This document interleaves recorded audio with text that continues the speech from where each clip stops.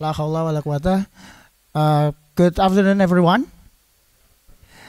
Like I informed you in our Google Classrooms that we will have a special class today because we have Dr. Hasbi here to share his experience and also knowledge, especially regarding to the law of the sea and during our subjects on the law and society, how the establishments of law of the sea and also international law, it's also being taking place and also being cut the exposure from the society of the local society. That's the origins of the international law actually comes to the practice of the people, practice of the states, and also practice of the society. We will have time, I think, until 2 because you will have other meetings, yeah. And hopefully everyone here can be active and ask for anything that you already got in other subjects, yeah, especially international law theory. The theory of the state. You already got theory of states, and also they already learned about Montevideo Conventions, yeah. So they know the statehood already. Yeah, you can have a discussion today, and for our meeting today, it will be 2 meetings, yeah. So I will check for 2 attendees. First on front, you already signed for the attendees, and the second one I will give you assignments regarding to our materials today. So be aware and please check the Google Classroom. So for no longer again, I will give microphone and all of the floor to Dr. Hasmi. The time is yours.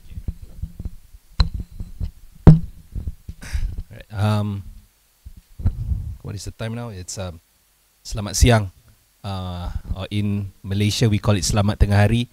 Assalamualaikum and good afternoon, everyone. I hope you guys are doing well. I can see many eager faces here to learn. I'm not here to conduct class. I'm actually just doing something like sharing session, if I may use the term. Okay, so I'm originally from that university you can see on the top left, USIM, University Sains Islam Malaysia. So I've been invited by Mas Pak Rahadian. Thank you very much, Matur nuwun Mas, for having me here. Always good to return to Jogja.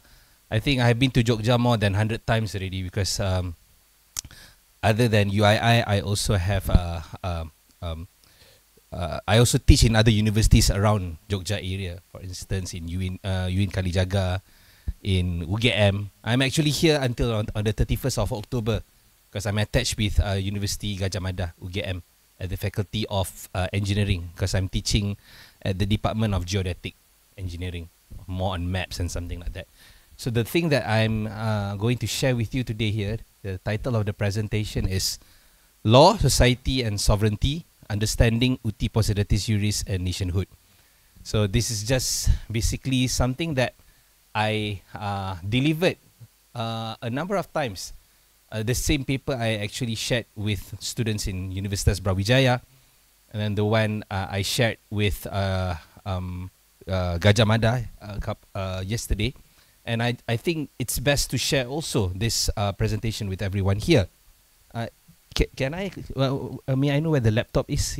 Can I control my own slides if that's possible? Because there are a few animation and stuff, so I think it's best if I can control it myself. Okay, so just by the show of hands, everyone here, do you speak Bahasa Indonesia? I think most Indonesians do. I mean, all Indonesians do. How about you guys? Do you speak Indonesian? Bisa mengerti? Boleh faham lah, bisa mengerti. Okay, alright. So I guess I can just put 1 or 2 Indonesian / Malay words. I think the rest of you can understand, but the 2 of them. So I will try my best to make it in full English. Okay, because besides this, I also teach in Timor Leste at the Undil, University of Dili. I remembered I taught but that was online. I taught for about, I was delivering speech for about 10 to 15 minutes, and someone told me, Bapak, dalam bahasa Indonesia aja mereka nggak ngerti gitu. So I have to like restart all over from the first second. I mean, I've been talking for the past 15 minutes. Only after 15 minutes, they asked me to restart the lecture in Bahasa Indonesia. So, yeah, that was quite an experience. Okay, if I can... Okay, that's me. I think I can verify myself except for the glasses. The glasses got ruined under the Malaysian sun. I went for a swim and then I put my glasses on the sides of the pool, and that was a very sunny day. And then the ray of the sun hit the glass, the glasses so bad, so on the right side, it got ruined. So I wouldn't be able to see using the glasses, the same glasses anymore. So I have to change from the Harry Potter glass to a normal glass that I'm wearing today. So, but that's still me. And I obtained my first degree in law and master's in comparative laws in Malaysia, International Islamic University, Malaysia. I'm an advocate and solicitor, non-practicing. I also practice in Sharia law. That's what explains the diploma in Sharia law and practice, which I obtained from the same university. But I obtained my PhD 13 years ago from the University of Wollongong in Australia. Okay, and besides teaching in Malaysia at the Faculty of Sharia and Law, I have been teaching in a number of universities all over the world. Among them are in Magimo, Russia, Moscow State Institute of International Relations, South China Sea Institute, Xiamen University, China, Universitas Brawijaya. I travel to Malang quite often.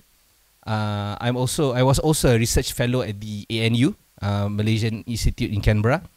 And in Malaysia, I'm a military reserve with the Royal Malaysian Navy Volunteer Reserve Team. Okay, enough about introduction about myself. Okay, you're all smart students, law students. How old are you? 19? Umur 19? 20? 18? Oh my God. Okay, so you are very, very, very, very young. Okay, how about the two of you? 18? Okay, how about you? 23. Okay, so you're but still within the Gen Z, what do you call that? Gen Z sphere. Right. Okay, so when we talk about sovereignty today, state sovereignty, we cannot run away from the fact that only nations, sovereign nations or international organization can enter into a treaty. So if you look at the top slide over there, it states that a treaty is a formal, legally binding agreement between two or more subjects of international law, usually states or international organizations governed by international law. And the examples of treaties are like the Paris Agreement, UNCLOS, and TRIPS. And when we talk about UNCLOS, United Nations Convention on the Law of the Sea, it is between UN and all the state parties, including your countries. I believe you are from Kenya, right? And you are? Australia, okay. And Malaysia and Indonesia. So all our countries are state members of UNCLOS. Okay, so question arises. Can Yogyakarta become a member of UNCLOS? Yogyakarta is a province in Indonesia, right? You have a sultan who is a governor. Can Yogyakarta claim, oh, okay, I also want to sign the treaty and become a state member of UNCLOS? Can Yogyakarta do that? Why? Exactly, because Yogyakarta is not a sovereign state. The same goes with Malaysia. If let's say I work in a province called Negeri Sembilan in Malaysia. If Negeri Sembilan does that, it's impossible because only sovereign state can do that. Okay, while we are at discussing that, I think you all know this by now. In order to become a state, you must have a defined territory. So Indonesia has a defined territory, right? We do have overlapping maritime claims between each other, especially after we won Sipadan and Ligitan. I don't mean to hurt you, but that was what happened. We lost Pedra Branca to Singapore. So basically, when we lost Pedra Branca to Singapore, it's like a punch on our faces. It felt like that. So even though we do have defined territory, Malaysia have defined territory, Indonesia have defined territory, but we do have overlapping maritime claims that is until now unresolved. But that doesn't mean that we do not have a defined territory. So Malaysia and Indonesia, we fulfill the first criteria alongside with Kenya and Australia. Permanent population. Indonesia is the fourth most populous country in the world, correct? And you are now, also going to be, you are now actually one of the biggest economies in the world. Okay, a government, you have a political authority under Pak Prabowo as a president at the moment. Sovereignty, okay, you also have sovereignty, like what our good gentleman just now have answered. Yogyakarta is not a sovereign state. The sovereign state is Indonesia. And recognition, Indonesia is widely recognized as a sovereign state. Okay, now let us look at this, all these quizzes. Which of the following entities fulfill the criteria of statehood under international law according to the Montevideo Convention? These are the requirements under Montevideo Convention. Okay, now let's look at the question. Anyone wants to try? You can choose more than one.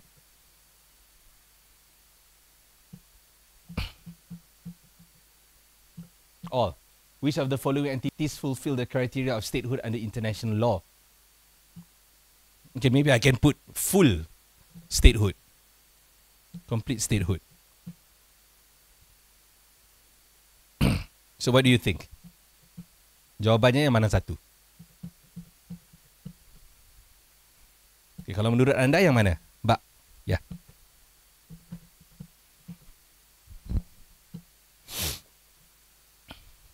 You can choose more than one. Which of the following entities fulfill, I should have added the word full criteria. Okay, which of the following entities fulfill the full criteria of statehood? So you chose Palestine and other countries that you think is a full state. It's a full sovereign state. Just one. Palestine. That's it.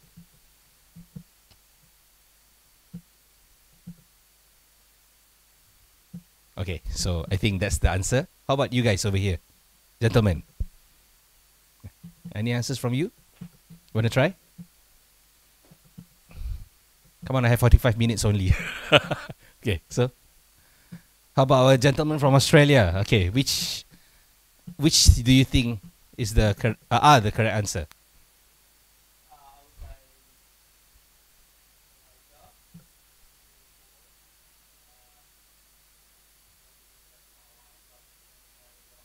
Okay.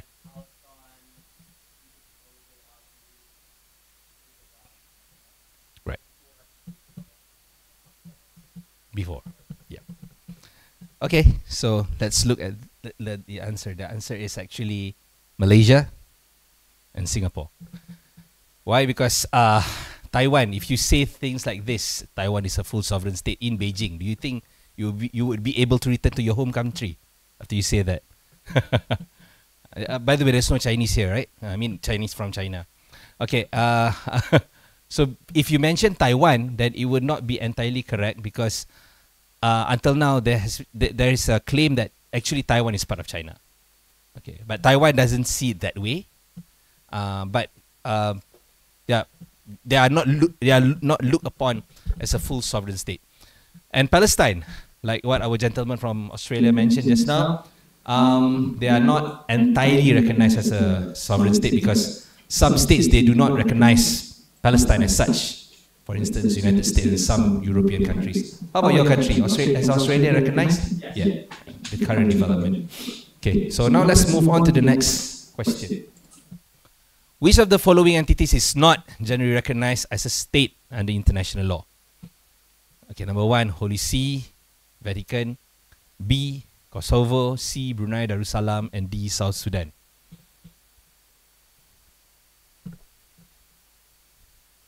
Okay, how about the gentleman at the back there?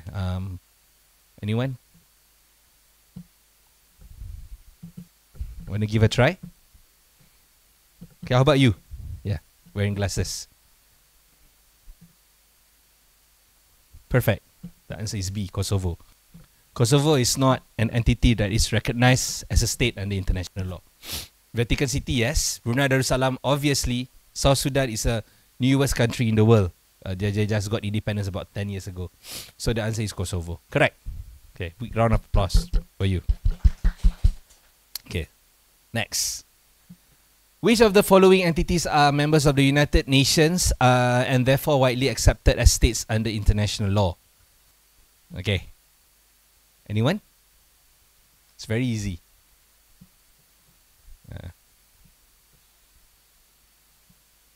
If you answer A, I would be very disappointed because most of you in this room are Indonesian. So you know the history. So we can put A aside. Okay.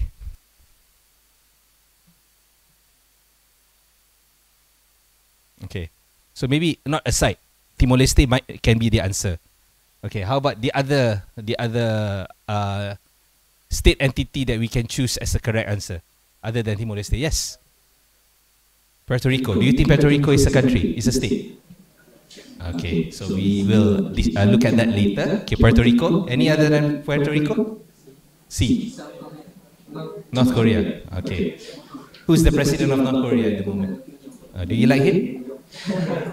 If you get to know him, maybe maybe he's a nice guy. But Malaysians do not like him because we have no diplomatic relations with North Korea after his half brother was murdered at our international airport. Okay, so C. How about Western Sahara? Is Western Sahara a state? I mean, sovereign state? No, obviously no. So the answer is Timor-Leste and North Korea. It's okay. Puerto Rico is part of the United States. It used to be under Spanish rule before the Americans took it over. Okay, so the answer is Timor-Leste and North Korea, A and C. Now let's look at the next question, just to get the ball rolling. Which of the following entities control a defined territory but faces challenges of recognition under international law? You are in Africa. You are from Africa. If you do not know the answer, I will be very disappointed. Okay. So yes, the answer is Somaliland. Somaliland is a part of which country? Exactly. So the sovereign state is Somalia. Somaliland has always wanted to gain independence, but until now they are still part of Somalia. Okay. So the answer is Somaliland. If you answer France, then I'm pretty sure the answer is wrong. Indonesia is sovereign state, so is Japan. Okay? So the answer is Somaliland. So these are the examples of territories all over the world which are not entirely recognized as a sovereign state. So as far as Malaysia is concerned, Kenya, Australia, and Indonesia, we are a full sovereign state, recognized and a full member of the United Nations. Okay, now when we are talking about states, how do we become a country? How do Kenya become a state? How do Australia become a state? How Malaysia and Indonesia? So some states they became states because of historical development, colonialism, and so on, through treaties, particularly treaties, because we are learning about treaties, right? Okay, so moving forward, before we got, especially for Malaysia and Indonesia, before we got separated into two different countries, we used to be part of the same nation called Sriwijaya. Sriwijaya. Yes. That's why we always fight over rendang, over batik. This one. I wear this. I was interviewed by a Malaysian TV for the issue that was happening in Palestine on the Global Sumut Flotilla. So I choose to wear this. This is Malaysian or Indonesian batik? Ni mana satu, Mbak? Malaysia atau Indonesia? Indonesia kan? Malaysia batiknya sedikit berbeza, warnanya lebih terang. The color is more bright. So this is Indonesian batik. And then my friend told me, why are you promoting Indonesian batik on Malaysian news? I said, batik is batik. It's just a different way of, different style. So going back to this, there was one time I can just go to Yogyakarta without having a visa or using my passport, because one point of time we used to be part of the same kingdom. And then after the fall of Sriwijaya, this is from 7th to 13th century. The capital was in Palembang. Okay, and after that, Majapahit. So this covers a lot more area. But at this time, there was no such thing as, it's more on like sphere of influence of that particular kingdom. That, for instance, this is the sphere, the territory or the sphere of influence of Majapahit. And let's say there is a Chinese trader wanted to do trade with you. They do not really have to use passport to enter your state, unlike now. This is just to show that the sphere of influence of the territory at that time. And then came the Malacca Sultanate. You know, in Surabaya there is University Hang Tuah. So Hang Tuah is from Malacca. And then it managed to control this strait over here, so much so that this strait until today is called the Strait of Malacca. The two of the busiest straits in the world, Straits of Malacca and Straits of Singapore. Okay, so these were the situations before colonial time, before the Europeans arrived and changed everything. Okay, so how did they arrive? I mean, what did they do when they wanted to divide territories among the European powers at that time? They came up with a treaty. So among the earliest treaty entered was this, Papal Bull Demarcation. Okay, on the right side, Portugal, on the left side was Spain. This was a treaty signed between these two superpowers at that time. Right now, this was the superpowers in the 14th century. How about now? Which countries do you think are the most powerful in the world? United States. Really? Yeah. Maybe not as powerful as they used to be. Right now, I think the US hegemony maybe has come to an end. Other than the United States, the other powerful nations would be China, obviously. China, according to Trump. They are from China. And the other one would be, any guess? Negara yang paling gagah, kuat. Huh? Indonesia. Yeah. Indonesia, inshallah. You have all the ingredients to be one powerful nation. You have all the ingredients. Okay, besides United States and China, any other countries that came into mind? Russia, exactly. Okay, so these are the three countries that will be, the three leaders will be coming to my capital next week for the ASEAN Summit.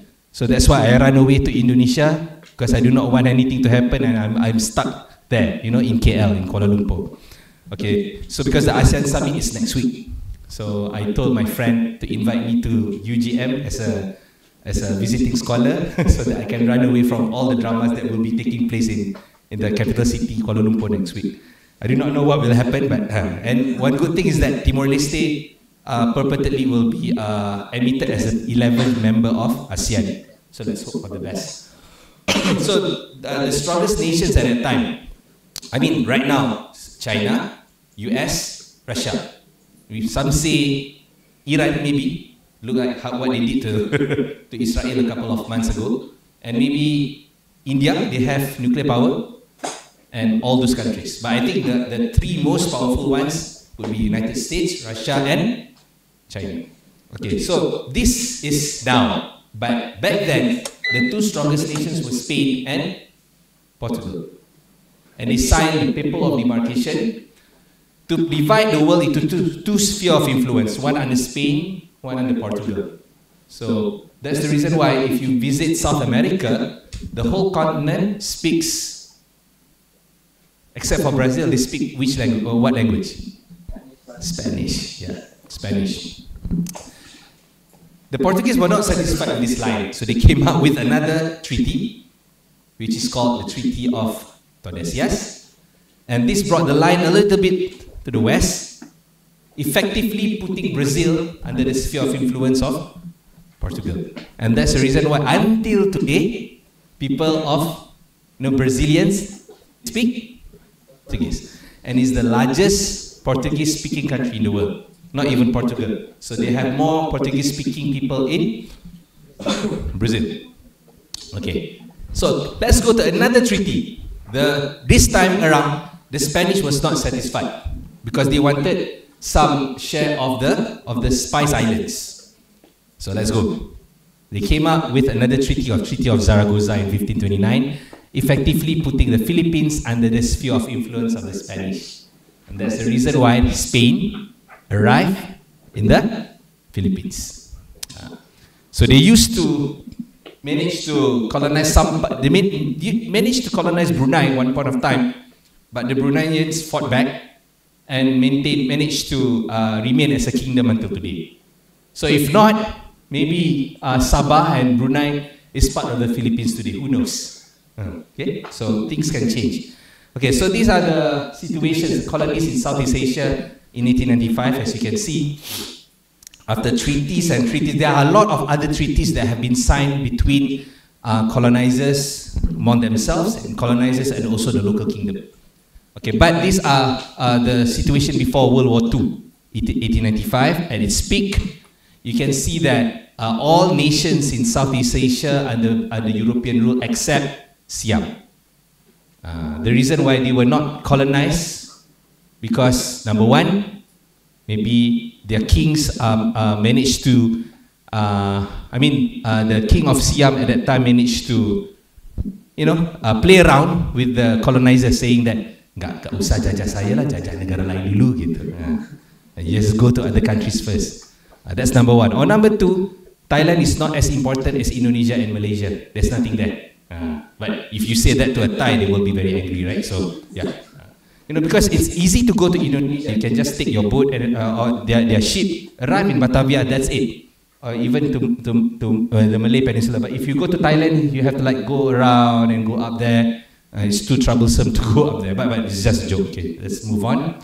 Okay, so basically the whole Southeast Asia were under colonial rule, except for Siam, which remained independent. Okay, until the Japanese came. Right. So why do we became like Australia? It's a big chunk of land, but it's just Australia. Southeast Asia is a big chunk of land too, with sea and also islands all across the region, but divided into a number of countries. Why? Okay, how many countries are there in Southeast Asia at the moment? Ada berapa negara? Di Asia Tenggara, bukan di ASEAN. In Southeast Asia, not ASEAN. 10. Okay, with really, ASEAN is 10 members. So with Timor-Leste, how many countries are there in Southeast Asia? 11, exactly. So just imagine, huge area, 11 countries. Australia, one continent, one country. Why? These are all because it goes back to this. Have you heard of this term before? Uti Possidetis Juris. Okay, it sounds like a name of a kue, but it's not kue. It's actually a term, principle under international law. Okay, Uti Possidetis Juris, dalam, excuse me if I use a little bit of Indonesian, dalam bahasa Indonesia artinya apa yang kalian miliki. That's the literal meaning, as you possess. In Indonesian, apa yang kamu miliki, as you possess. That's the literal meaning. But international law, under international law, it means that newly independent states must retain the borders that existed at the time of their independence, typically the colonial administrative boundaries. So the countries that we have today were the remnants of what used to be Dutch East Indies, British Malaya, British Myanmar, and also Philippines used to be Spanish and later on ruled by the Americans. Okay, so the reason why we have Uti Possidetis Juris is to prevent border disputes and maintain stability after decolonization. So it's actually, what do you call that? Blessing in disguise. Japan came here. So after Japan, after the war with Japan in World War II, only then the world started to be Asia and Africa started decolonization, correct? Okay, so the reason why we use Uti Possidetis Juris is to ensure that border disputes is prevented to maintain stability. Indonesia jadi Indonesia pada hari ini karena kalian adalah bekas dari jajahan Belanda, Dutch. Malaysia was with British, exactly. Same as Kenya, British. So let's say if we, and Australia too, So let's say if decolonization did not happen, we might be holding the same passport. But I think it's difficult to manage. Okay, right. For Indonesia, okay, you were under Dutch rule, and when you gain independence, the whole, including Papua, colonized by the Dutch. That's why you became Indonesia. Just imagine if we do not have uti possidetis juris, Malaysia may wanted Riau, Indonesia may want Sarawak, Philippines may want Sabah. So this can cause a lot of frictions among newly independent nations. That's why we focus on uti possidetis juris. Okay, to make things clear, let me tell you a bit of story about my own country, how the British came, and they did not actually control my country through law. They control the country where I'm from through treaties. Treaties, you know, contract. Like what I said just now, treaties can only be signed between sovereigns. So if you are not a sovereign, you cannot enter into a treaty. So originally, the British, when they arrived in Malaysia, they arrived in a place called this, Pulau Pinang. Have you heard of this place, of this province before? Many Indonesians come here to get medical treatment. I do not know why. Maybe it's much cheaper, and then you can go jalan-jalan, and you can go for wisata. So this is Pulau Pinang. It used to be part of a sultanate called Kedah. So when Francis Light, you know, the agent from the East India Company, came to the Malay Peninsula, he met with the Sultan and said, "Can I get the island from you? In return, we will protect you from Siam," because Siam was a strong regional empire at that time. So he signed a treaty in 1786, and in 1786, Penang became the first British settlement in the Malay Peninsula, followed by Singapore in 1819. Okay, and just imagine Singapore is such a small country, and it can still become a country. Why Singapore is like that? Because in 1819, that was the treaty signed between the Sultan of Johor, which was the Temenggung, and Sir Stamford Raffles. So this was separated from the rest of the Malay Peninsula to become a British colony. And another treaty that is crucial to the formation of Malaysia and Indonesia today is this, Anglo-Dutch Treaty 1824, which formed Malaysia-Indonesia maritime boundary. So, like what happened between the Portuguese and the Spanish, you know, in the 15th century. Why the Portuguese went to Asia and Africa and the Spanish went to Americas? Because you cannot put two superpower at the same spot at the same time. Kalau kita letak mereka di satu tempat yang sama, mereka akan bakal berantem, ya kan? So that's why they separated it. So the Dutch and the British learned from the Spanish and the Portuguese. So what they did, they signed a treaty in 1824, divided this line. The one north of Singapore and Malay Peninsula became part of the British influence, British dominions, and southern part are the Dutch. Hence, even though Malacca and Dumai very close to each other, I visited Dumai in Sumatra. When I step foot on Dumai, I still feel like I'm in my own country. The people there speak Upin Ipin. They don't speak kayak, no. They speak macam. Kalau orang Malaysia, kita selalu cakap, kau nak pergi mana? Kau sihat belum? Gitu. Indonesia, mau ke mana? Sudah sihat apa enggak? Gitu. So, the people here, they don't speak like how the people in the rest of Indonesia speak. So, when I visited that particular province, it felt like I'm still in my own country. The same goes when I go to Bintan.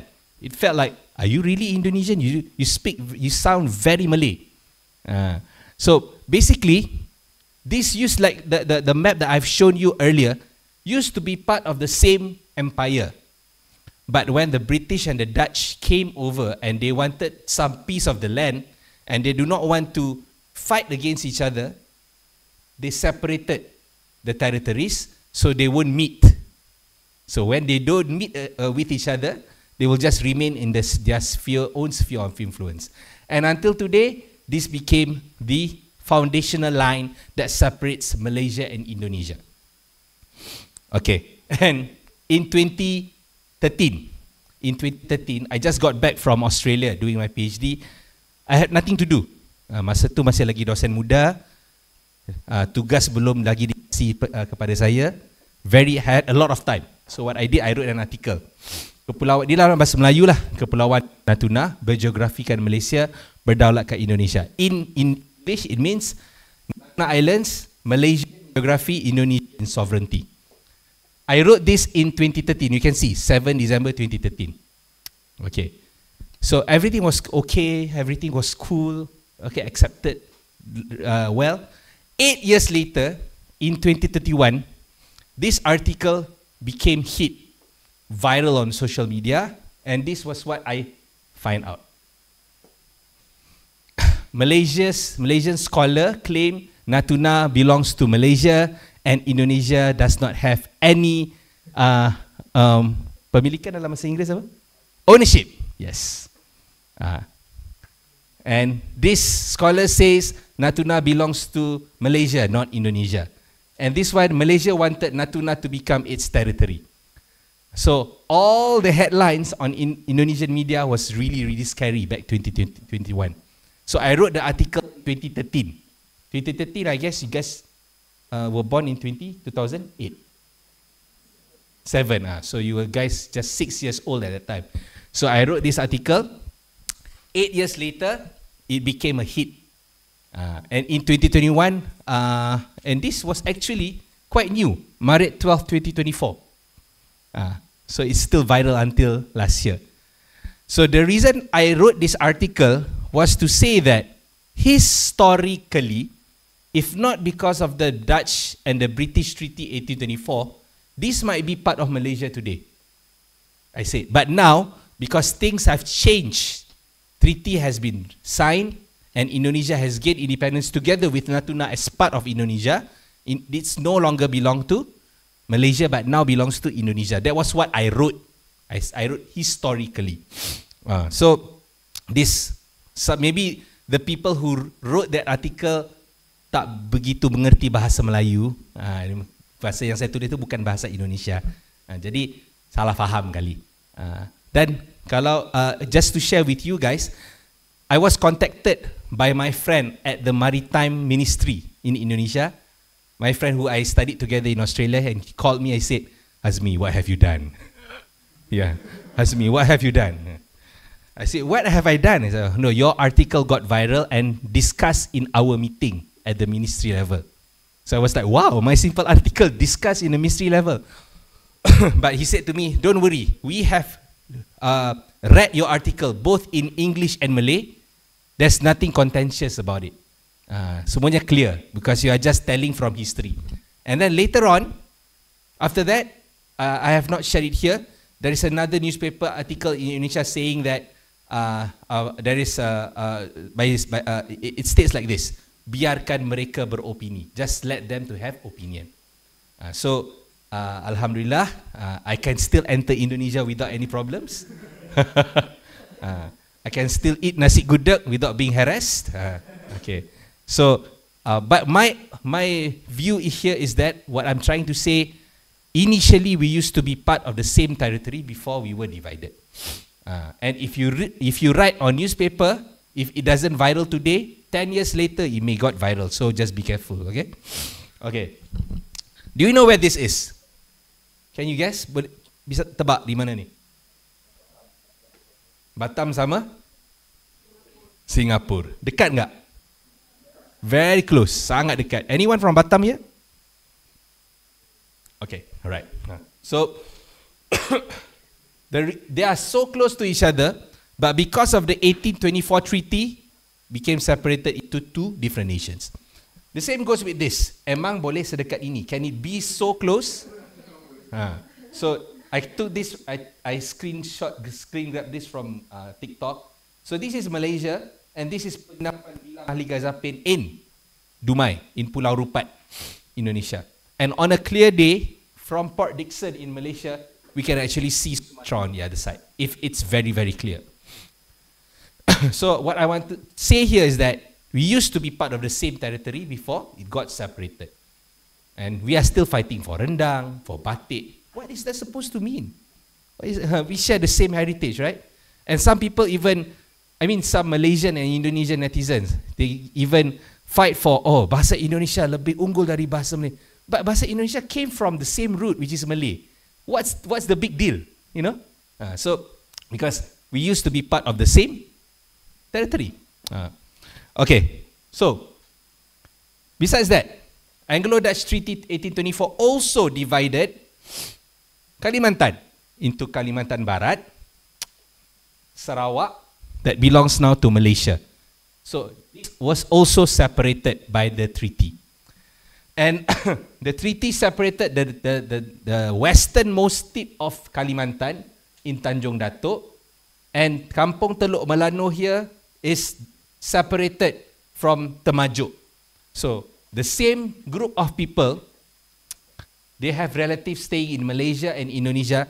From here to here, only about 5-6 kilometers. But this international boundary line separated this area. Okay. This is Kampung Teluk Melano. I actually drove from Kuching, Sarawak, all the way to the westernmost end of Sarawak. This one. The road ends there. And there is a beach here, and there is a beach over here.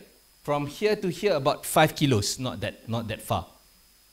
Okay, so this is the line given by Google, which is not exact. This is the international boundary line between Malaysia and Indonesia. So what did was what 1824 treaty did to the territories. And I took my car, I drove all the way here. This was what I saw. I drove up to here. This is Malaysia, and Indonesia is on this side. This was what I saw with my own eyes. So, border Malaysia yang sudah dibangun dan ada penjagaan. Indonesia masih lagi dibangun. Tapi, I went to the other side. I went to another border check here in Jagoy Babang, which is a little bit westerly. Indonesian side already completed. Welcome to Indonesia. There is no passport checking. There is no custom checking. I saw one Indonesian lady, or maybe Malaysian, drove her car all the way here and then stepped foot into Malaysia. I was like, is there any passport checking over here? Like, seriously? It shows that our borders are still very much porous to a certain extent. Yeah? Not only for Indonesia, for Malaysia too. Okay, let me show you a video that I took. Malaysia, and this is Indonesia. So, the Indonesian side of the border is already nice, but the Malaysian side is like this. Jalannya masih belum bagus. And to prove to you that I went here driving, that was the car that I was using. Bentar ya.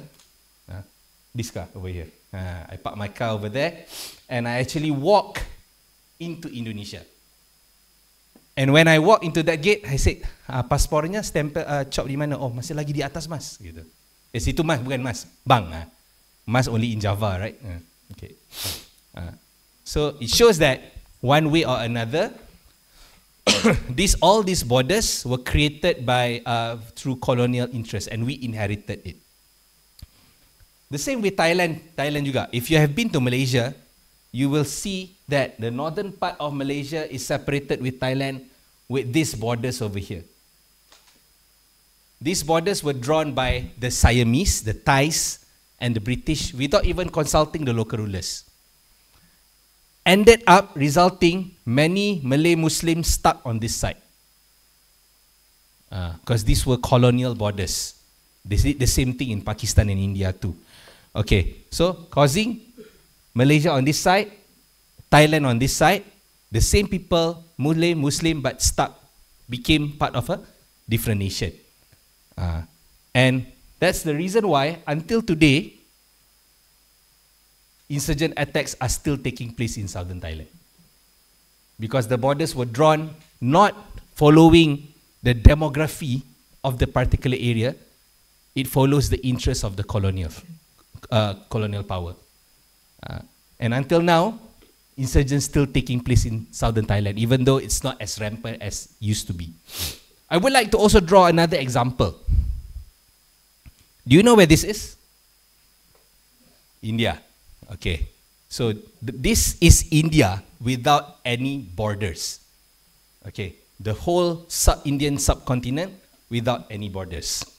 So when India first gained independence in 1947, there are two majority. One Indian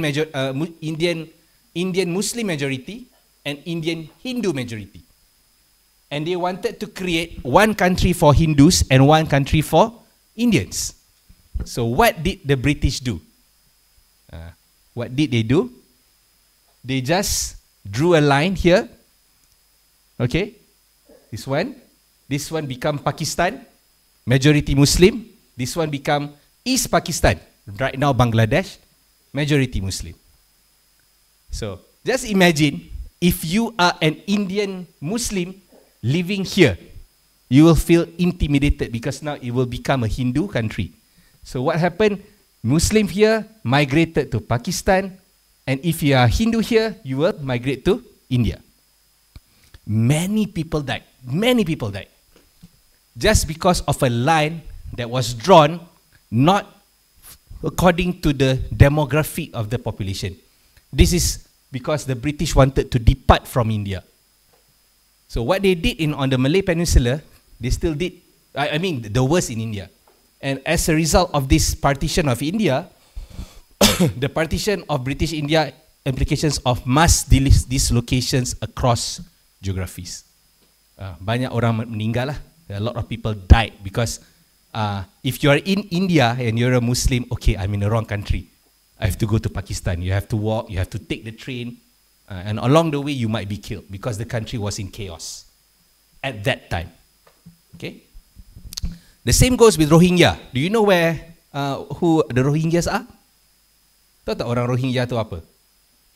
Dengar tak? The Rohingyas. Yeah. The one that went to Aceh and you guys don't like them. Kan? That was what also happened to them because India and Burma was under British rule. So when the lines were drawn, the area where majority Rohingya populations are residing are trapped in Myanmar. And Burmese rejected them as citizens in 1982. So the effect can be felt until today. So the Rohingyas, they went to Indonesia and they went to Malaysia. We have a lot of Rohingyas in Malaysia and sometimes causing problems as well. But what to do? They should have all went to Great Britain because no, they were the one who drew the line. Okay, so this is how treaties affecting us all, and also this is a simpler line lah. If you have been to Singapore, you realize that Singapore is such a small nation. Okay, there is also a TikToker who actually walked from Sentosa Island all the way to Woodlands in about 2 days, I think, or maybe less than 1 day, about 1 day, because it's possible to walk across Singapore. Okay, so how does this line, this white line, came into being? It was drawn between, again, the British and the Sultan of Johor, separating this small island from its former ruler, the Sultanate of Johor, and remain sovereign state until today. Okay, as you can see, the line passes through the checkpoint over here, and until today, the line create two nations. Over here is Malaysia. The one over here, Singapore. So once you cross this international line over here, everything here in English, when you cross, the signboards are in Malay. Two different nations, two different situations. Yeah. The same goes with this as well. The second checkpoint, even the aspal looks different. the Malaysia and Singapore. How borders affect situations around where it goes through. Okay, all right. This is a little bit technical. Maybe I'll skip. Okay, maybe Sarawak also I'll skip. Okay, I would like to talk about Brunei. Not many people talk about Brunei. Do you know where Brunei is? Our brothers from outside Southeast Asia. Have you been to Brunei? I have not. Yeah. Maybe one day you should, but the money is quite expensive there. It's the same. It's tight with Singapore. Okay, why is Brunei divided into two parts? The bigger part and the small part. I've seen one Indonesian TikToker doing this. Now, I would like to ask you why Brunei Darussalam is divided into two parts. Yes.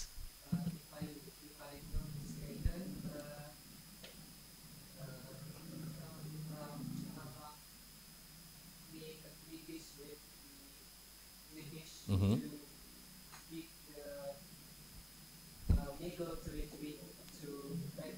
Mm-hmm.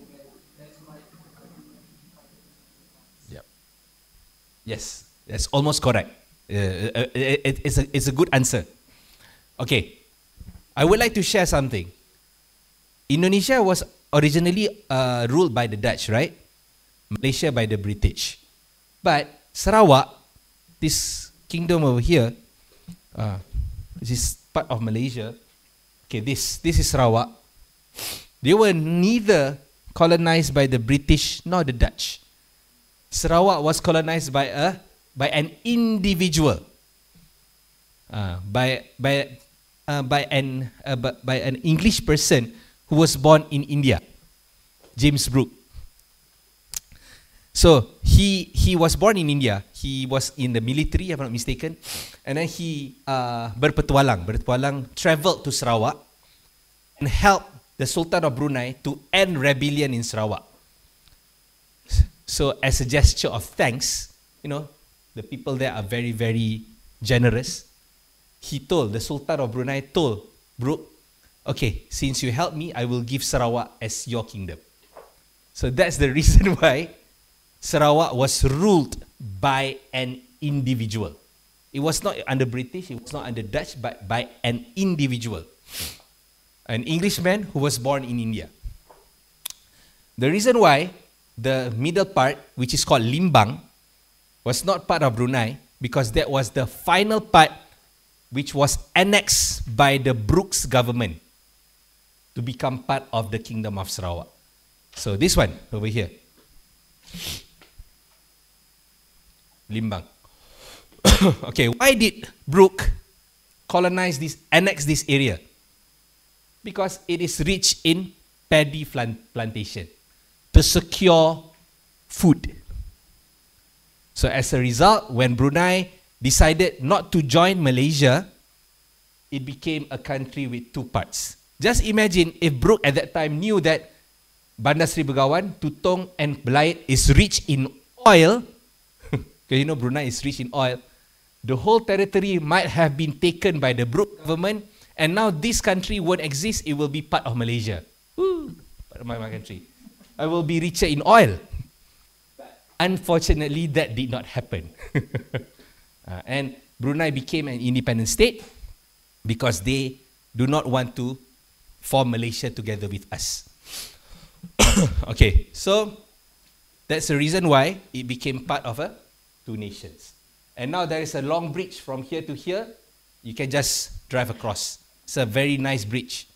But if you fall into the river, there are a lot of crocodiles. I've been there myself. It's just like Northern Territory in Australia, land of the crocs. Brunei Darussalam is also a land of the crocs. Before they built this bridge connecting Bandar Seri Begawan to Temburong, we have to take a ferry from Bandar Seri Begawan across all the rivers here, all the way to Bangah. Okay, when we took the ferry, they did not give us life jackets. Our safety measures here in Southeast Asia are not like yours. In Australia, they will give you belt. They will give you all sorts of safety gadgets. But particularly in Malaysia and Indonesia, we don't really, take that we take that very lightly. So the ferry trip from Bandar Seri Begawan to Bangga, following all the rivers here, it took about 45 minutes. What I can see on the river banks are just nipah dalam bahasa Inggeris apa nipah?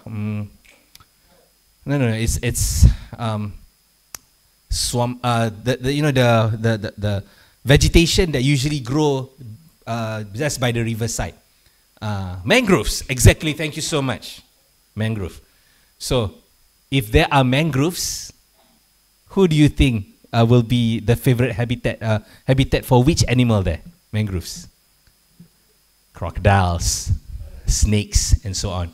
So while I was on the ferry, I looked at the riverbanks and I thought to myself, okay, I'm not wearing any life jackets. If the ferry hit something on the way and the ferry went down like Titanic, okay, if I swim, I might be trapped, I might drown. And even if I try to swim on the riverbanks, there will be snakes and there will be crocodiles. So luckily, now the government of Brunei has built this bridge over here. It's much safer. And just to show to you how many crocodiles here, when I went to the jetty in Bangga, I just looked from the riverside. I can see 2 or 3 crocodiles just swimming by the riverside.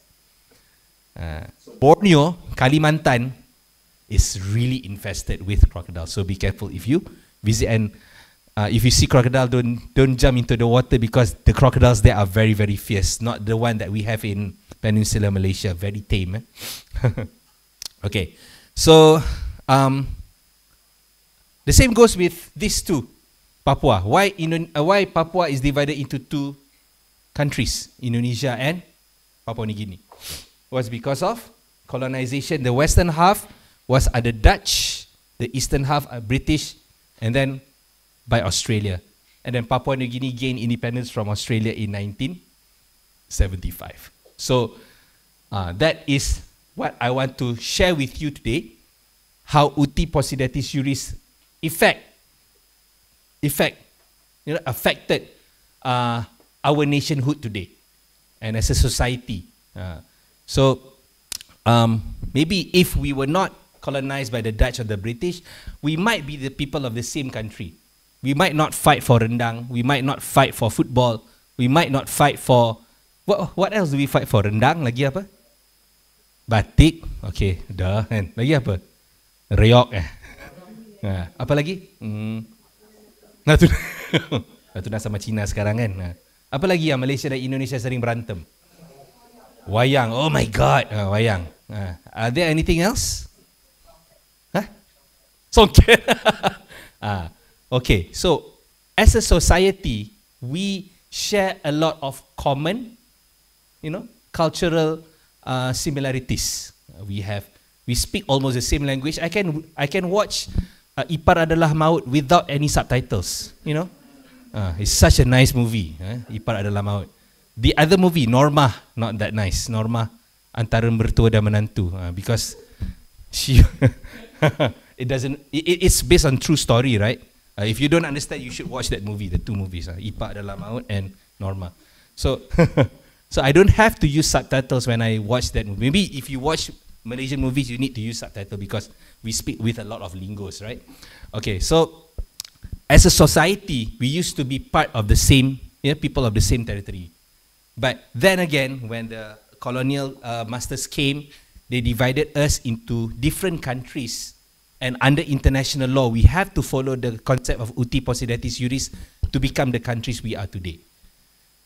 So my presentation today is just to show to you that deep down, we are still the same people. So we should not fight against each other.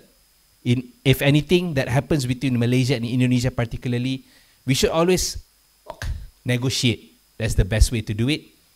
And we should not allow the boundary lines created by our former colonial masters to separate us forever. So that's why if we learn more about each other, okay, conflicts will reduce and we can build a better Southeast Asia, right? For all, not just for Malaysia and Indonesians, but for all member states of ASEAN. Okay, so before I end my presentation, ada lagi tak? Yep, I think these are my summary. UT Possidetis Juris preserve colonial borders after independence, ensuring legal stability across Southeast Asia. While UT Possidetis Juris ensures state continuity, it also entrenches colonial era injustices. True reconciliation in Southeast Asia requires regional dialogue, historical awareness, and respect of voices once silenced. So we should not just go against each other, because we are still a part of the same people, and hopefully when we understand each other, we can bring ASEAN to higher levels. Okay, with that, I would like to end my presentation today. If you have any questions, I will be free to address them. Thank you.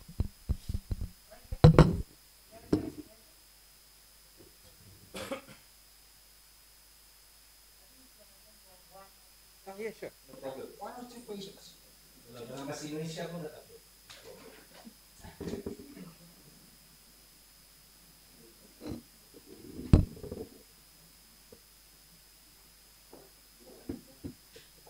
Jadi sekarang mengerti kan kenapa Australia itu satu negara, tapi di Asia Tenggara kita punya 10.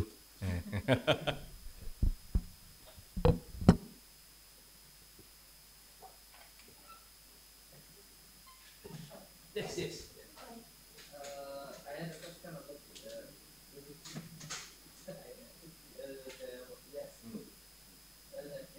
during the scramble of Africa, during the 1885, yes, Somalia was mostly colonized by the Italian, while Kenya and Uganda were colonized by the British.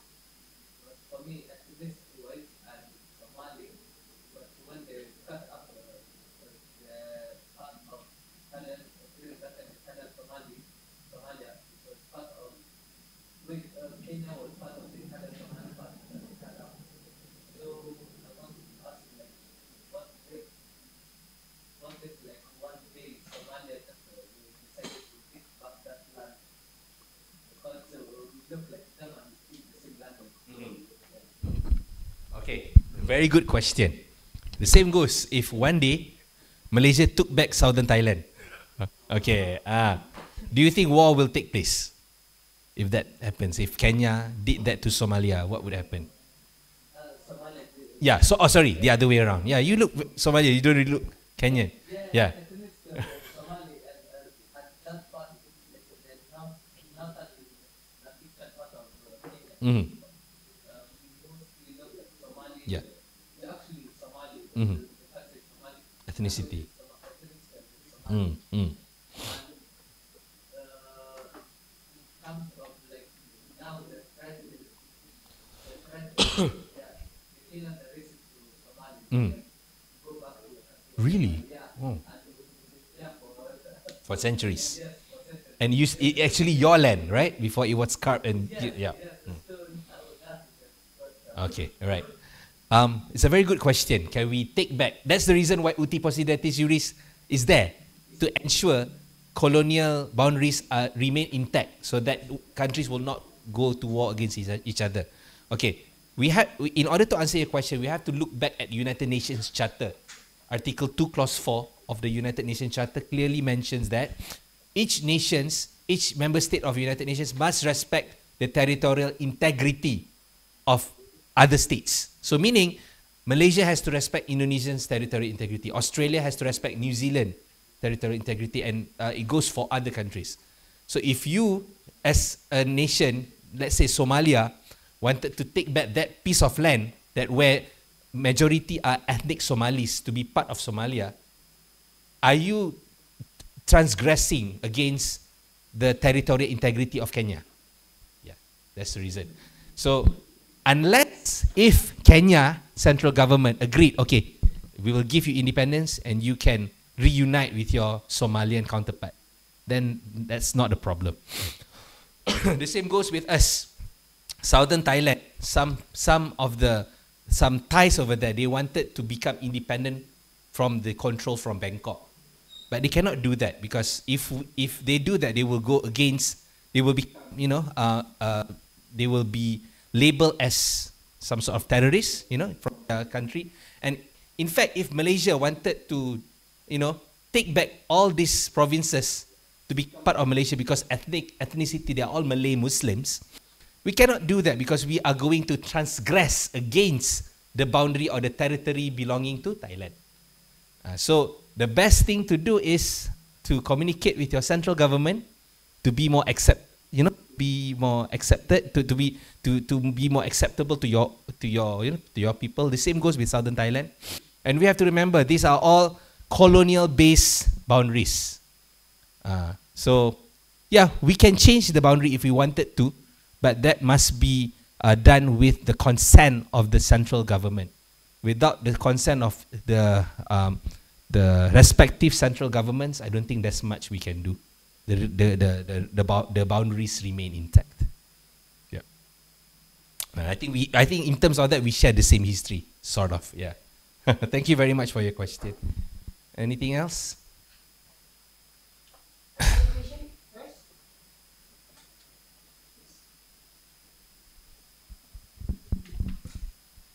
Ya. Kalau mau tanya dalam bahasa Indonesia pun tak apa. Saya bisa mengerti. Saya nonton banyak movie-movie Indonesia di Netflix.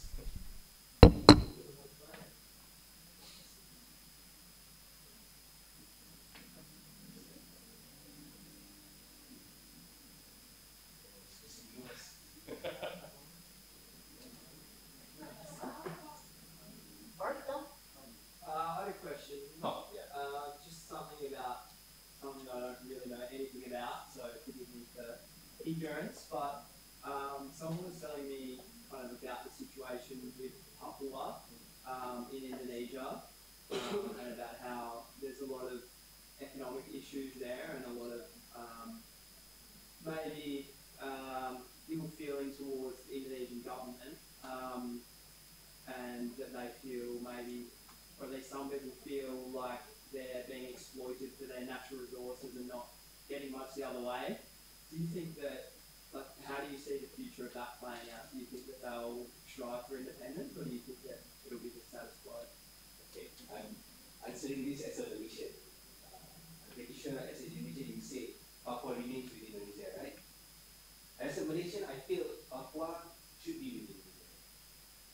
The only way to improve the situation there in Papua is to ensure that they are given more attention by the central government. At the moment, I've been to Papua myself. I've been to Jayapura. I've been to Wamena. Wamena is a remote island, remote village in the middle of the jungle, in the middle of nowhere. It's only accessible using aircraft, small aircraft. So I've been there. You know what happened to me there? I went to the market and I look Javanese. Ethnicity-wise, I'm a Mina. I'm from West Java, but I'm a Malaysian. So when I went there, I wanted to take photos of the market. The more I was going on the market, I can see Papua was doing trade and so on. And the taxi driver who took me there told me, you take photos then, you look Japanese. They think that you might be the government's spy. That was what happened to me.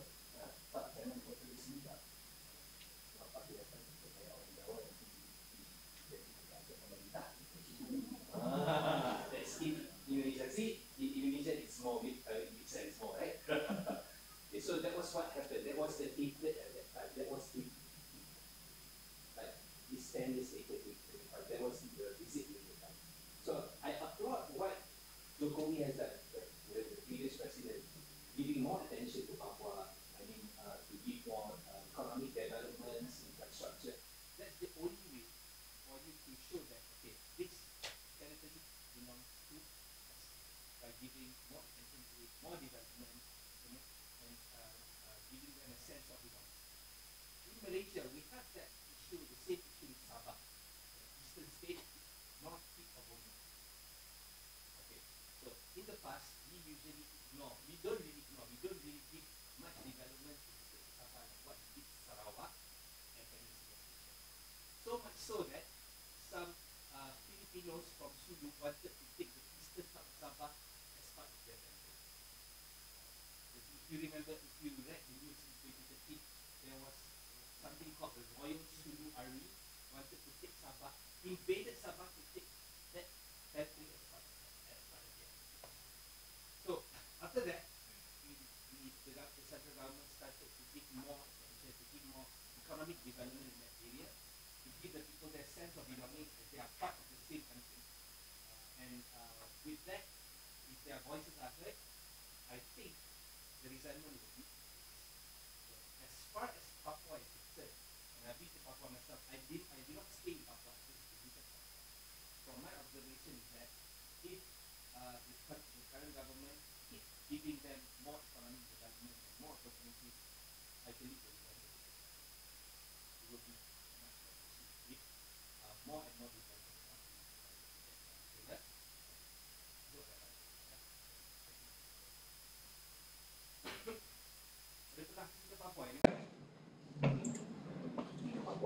And one more story I would like to share with you with regards to Papua. I went to a place called Pasir Putih. Pasir Putih means myself. Pasir Putih. And I took a photo there. And one photo.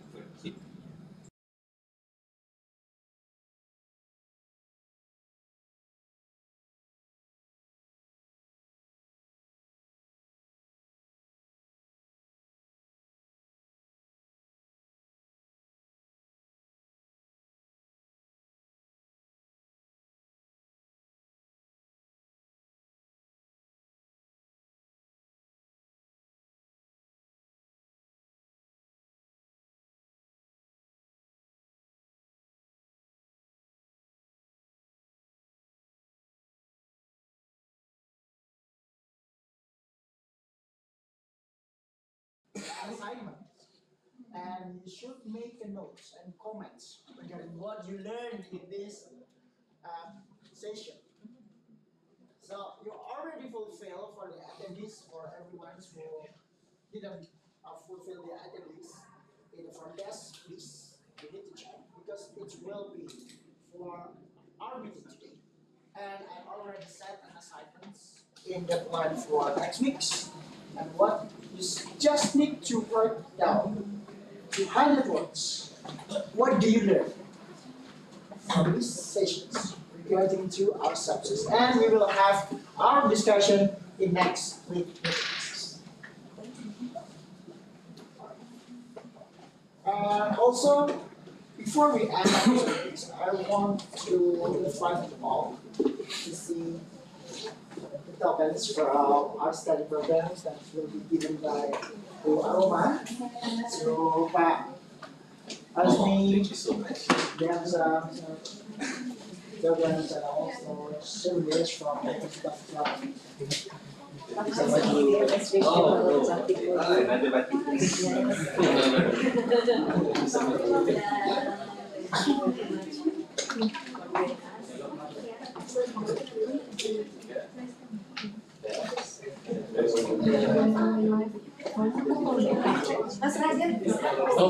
Maybe we will have general photo sessions. All of the participants. Yeah. Or maybe we just can face the and all of you can remain the program. For this side, I think you need to move. Please stand up. I think stand up better. Yeah, you need to check. You need to check.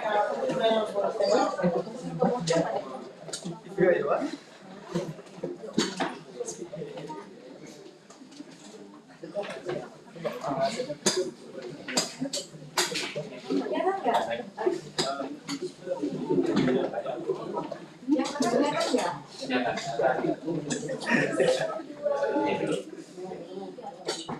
Satu, dua, tiga. Satu, dua, tiga. Satu, dua, Show your thumbs, everyone. Ya, thumbs up. Thumbs up. tiga. Thank you. Terima kasih. Alright, thank you everyone. Well, I told them that this is a very special class. Yes. Usually we have guest lecture for big class, Yes. and they have it exclusively for their Yeah. class. That's So, why. thank you very much, We everyone. got privilege, everyone. We got privilege. Okay, thank you very much, everyone. Thank you.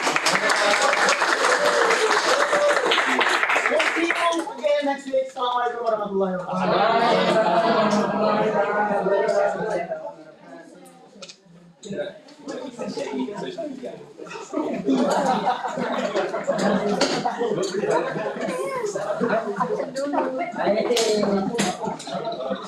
Sedang itu.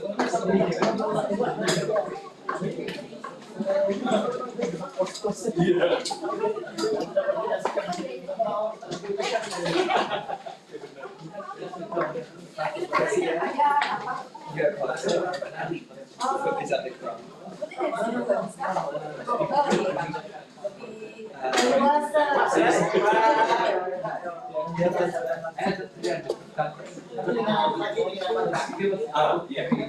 Saya masih ada. Aku mas. Oke, sampai jumpa ya. Thank you semua. Thank you.